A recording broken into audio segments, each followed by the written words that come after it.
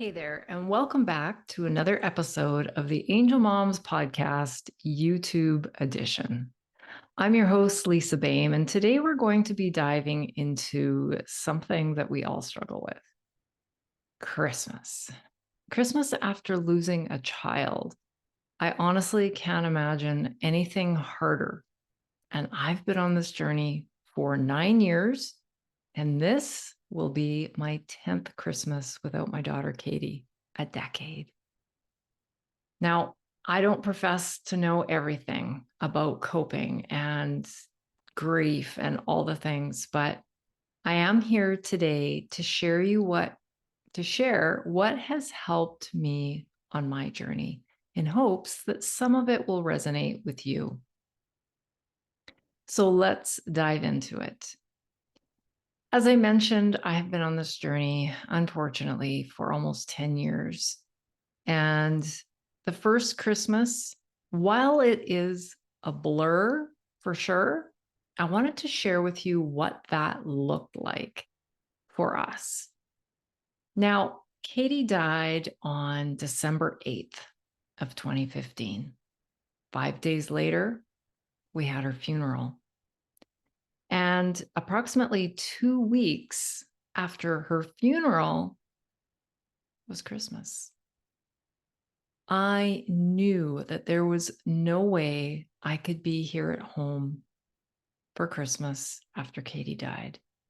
Now, originally, before she passed away, our family had decided to go on a skiing and snowboarding trip to Sun Peaks, which is near Kamloops in BC, Canada, just on the other side of Banff, if you're not from Canada.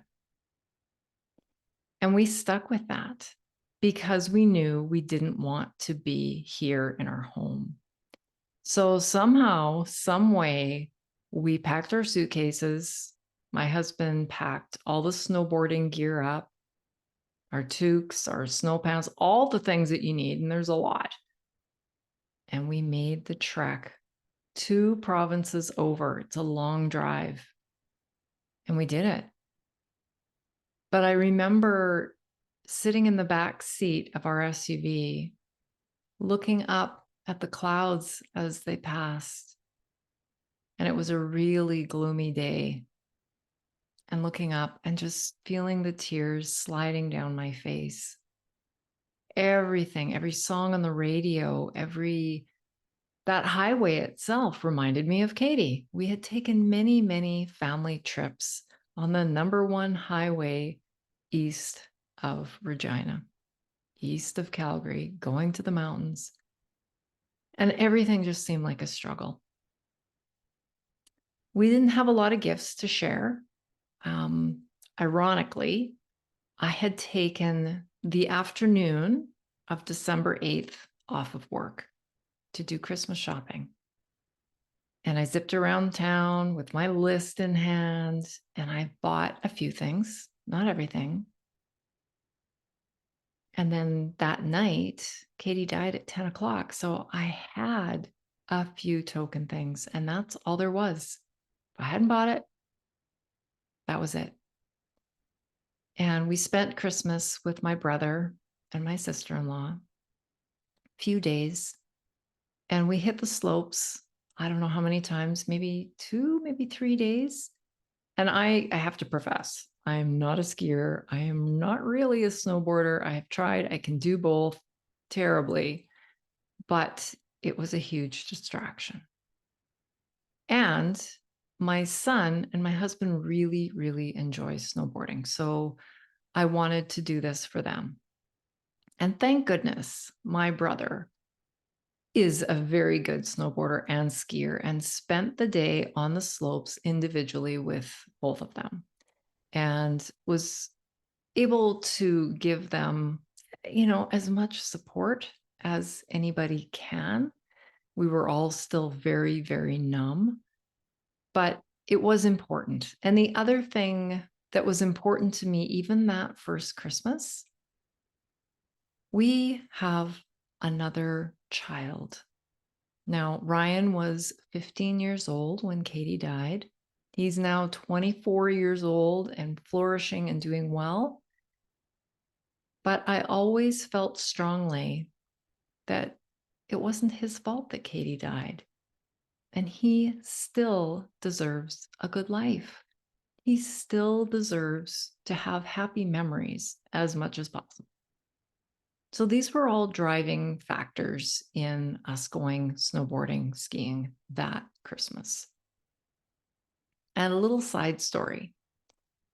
When we were on the mountain that day, we actually went out on Christmas Day. My brother was on a run by himself coming down the mountain.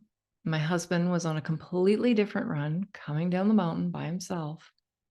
And they both stopped at approximately the same time. And we know that because of the timestamp on the photos. My brother took a picture of a phenomenon. That's the only way I can think of describing that, a phenomenon that showed this almost Christmas tree shape of sparkles. And it was like a sunbeam, a sparkle beam coming down from heaven. And he was so taken aback by it that he took this picture. And at the same time, like I say, on a different run, my husband took a selfie because he was experiencing the same kind of phenomenon on this completely other different run on the other side of the mountain. Took a selfie, and sure enough, there's this sparkle beam coming down from heaven or the sky. And when they compared photos, because neither one of them knew that they were doing this or that they were seeing this, when they compared photos that night at the dinner table, there was just silence at the table. And we felt very strongly that that was Katie giving her nod, saying hello on Christmas Day. Now, this was our experience. I do want to take a moment to validate the awful, sad, and probably angry feelings that you might be feeling around this time of the year. It's normal. Anger, sadness, these are all normal things that we experience. And I want to validate those feelings if you're feeling them. I don't know about you, but I have received many well-meaning Christmas cards. People don't want to leave us out, so they send us Christmas cards. You know, the ones with the happy smiling family photo. Oh my gosh. They are like a punch in the stomach. Now, 10 years out, I can appreciate them. I smile. I, silently thank them for including us. But it's just a reminder that I will never have a photo like that again. And frankly, the first maybe 5 years, they made me kind of angry, those photos. And I felt jealous. I felt upset. And I would put them in an envelope. I didn't put them out. They didn't even make it onto my fridge with a magnet. They went in an envelope. And then after time, they slowly went into my recycle bin. I'm a little embarrassed to say that out loud now, but that was my truth. Going to the mall was another punch in the gut. Now, I'm not a shopper at all. Have never liked it, but Katie was. So setting foot into a mall, first of all, reminders of her everywhere, all her favorite stores like Sephora, where her friends would hang out and have a drink. So going into the mall around Christmas time, the worst for me. I can do it now. It's very calculated when I go. It's very quick. It's an in and out thing. But going to the mall is awful. And in the mall, I find, I don't know about you, that I am bombarded. First of all, those Christmas carols that are just constant on repeat about joy and happiness and family and all these great things. And we're not feeling great. I just felt this huge conflict between the joy that was being pumped out over the speakers and the sorrow and hurt that I was feeling. So as I said, I just want to take a moment and validate that whatever you're feeling is totally okay. But if you've been following me or this podcast for any length of time, you know that what I like to do is give you some actionable things that you can do. I think it's important to validate how we're feeling, but I think we also need to do a little bit of work so that we don't stay in that place. So, today's episode, I'm going to include 7 ways to help you get through Christmas. Some of them might resonate with you, some of them might not. So, take what works and leave the rest. Number 1, I talk about this a lot. You got to have a plan.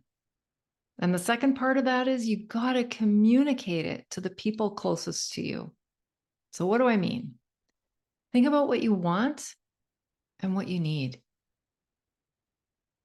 If you're anything like most of us, we've been born and raised, and every Christmas Eve, for example, we might spend at Aunt Sally's house.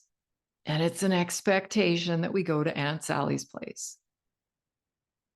You might not want to go to Aunt Sally's place, and I'm giving you permission to not go to Aunt Sally's place. Make a plan. Does that not fit with what you need this year? Now, alternatively, you might be the person that needs people. You need to be around family. Or you might be the person that's like, can't do it this year, not doing it. But make a plan. And then you got to tell people. Because if you don't show up at Aunt Sally's, I can guarantee you your phone's going to be going off. People are going to be calling, texting. Where are you? What's going on? Are you okay? And if you've chosen not to go, that's the last thing you want to deal with. So ahead of time, let Aunt Sally know.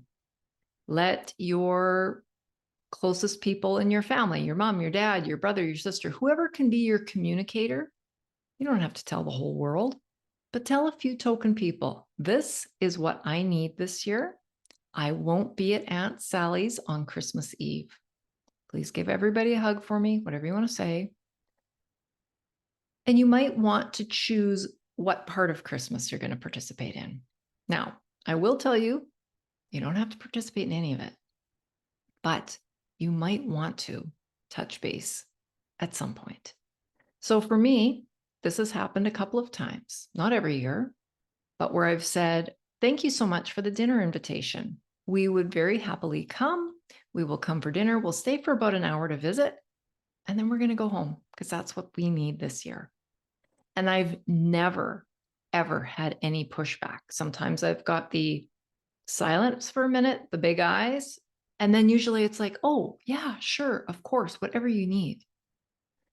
But if we don't communicate it, that's when people might think, well, are they angry with me? Are they upset? You know how people's minds go. So communicate it. Just be clear. And don't be bullied. It's common, our parents, our families, or whoever. Come on, you'll feel better if you go. And you just have to dig your heels in and say, you know what? I've given this a lot of thought. This year, we're going to do this. Maybe next year will be different. And walk away. Number 2, we all need boundaries. And this actually goes back to number 1, is when we are clear in what we want and what we need and we communicate it, we got to stick with it. Now, I will add that being flexible is okay. You might make a plan a week before. I am not doing Christmas. I might go for Christmas dinner, stay an hour, but that's it. I don't want to do anything else. That's fine. But maybe the day comes and you think, it would kind of be nice to stay for the board games after supper. Or it might be nice to do something else. So have some flexibility, but stick to your boundaries, whatever you need. Number 3, try to find ways to incorporate your child into Christmas. Now you might be thinking, how do I do that? Well, I think it's really important that we do what feels good for us. Sometimes I have lit a battery-operated candle on December 1st, and I let it flicker for the whole month. There have been years that I've set up a side table, a really small side table off to the side, a large picture of Katie, this battery-operated candle, and a small notebook. And everyone that visits our home during the month of December, I ask them to leave a favorite memory of Katie in that book. So now that there's been 10 years, you can imagine that there is a number of stories in there. So it's a really beautiful collection.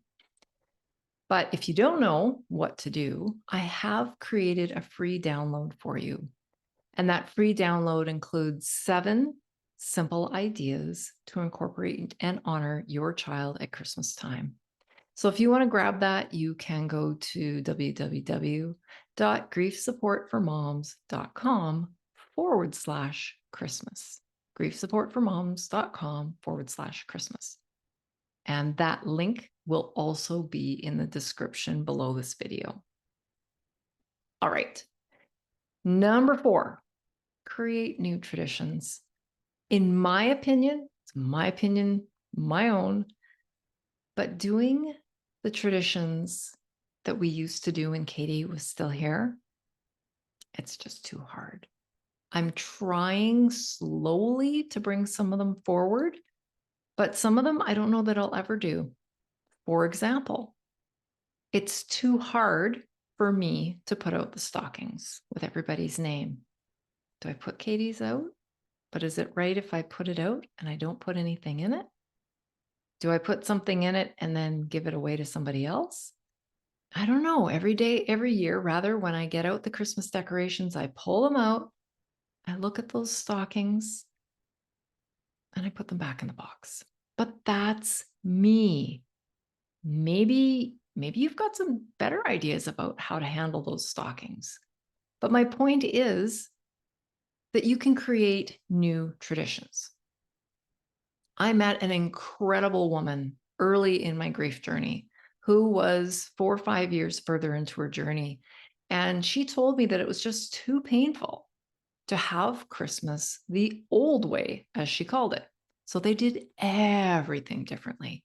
They didn't have a big turkey dinner. She said that was her daughter's favorite. Can't do it. So now what they do is ahead of time with the family, they pick out a different country from around the world and everybody brings a different dish. So potluck, and sometimes they've done Mexican, they've done Italian, they try to stick to traditional dishes. So they have fun with that new tradition. Okay. But you can do anything, so instead of maybe going ice skating on Christmas Eve, maybe you go sledding on Christmas Day. Try thinking of different things. Okay. And as I said earlier, the 5th tip I have for you, you can do a complete opt-out, like full permission to say, I'm not doing Christmas at all. Because here's something that I've learned. There is no gospel rule or otherwise stating thou shalt do Christmas. Thou shalt attend all Christmas things. There's not. So if you want to stay in bed in your PJs with the blankets pulled over your head, you have full permission to do that. Full permission. Number 6, social media. That's a hard one on a good day. I find social media can be super, super painful. As I said earlier about those Christmas cards that came with the happy smiling families that I just wanted to rip in half. It's the same thing with the happy smiling family Christmas memories. Here's us on the ski slopes. Oh, smiley faces. Here's us opening gifts. Here's us, this kind of thing. And I don't want to take that away from other people. If Katie was still here, I'd be posting pictures like that too. They are happy. They are posting their wonderful memories. Good for them. That's great. I am happy for them. It's just too painful for me to look at sometimes. So rather than get upset looking at social media, scrolling through the stuff, my best advice is either follow those puppy and kitty videos or turn your dang phone off. Check your messages in the morning to see, did I get any emails? Did I get any texts I got to deal with? Turn the dang thing off. Sit and watch reruns of Friends or The Sound of Music or some kind of meaningful show that you like that feels light in your heart. Do that instead. Try to avoid the things that just make you feel worse. There's no point We feel bad enough already without inundating ourselves with that. And the last tip I have for you, actually, I'll give you a bonus tip after this, but the last tip I have is to get some fresh air. I know it sounds simple. I know it sounds too good to be true, and it sure isn't going to fix everything. But I can guarantee you that getting outside, breathing some fresh air, if you can get into nature, walk through a trail with trees, you're going to feel a little bit better. There's not a single walk or hike I've ever done in my life, especially since Katie died, that I've regretted ever. I always come back feeling a little bit better. Now, remember that bonus tip I mentioned? Here's one for you. I still go to therapy every month. It's on the calendar. But in the month of December, I always book an extra visit because I know it's the month that Katie died. It's Christmas. There's a lot going on. And I know I need that extra time with my therapist. So don't be afraid. There is no shame, none. In fact, it should be mandatory, honestly, for everyone to seek therapy after losing a child, even at 10 years. So, as a reminder, if you want to honor your child at Christmas, grab that download. It'll be in the description below. And I'm going to remind you again to subscribe to my channel. Next week, we're talking about New Year's, another tough one. So make sure to subscribe so that this channel shows up on your YouTube.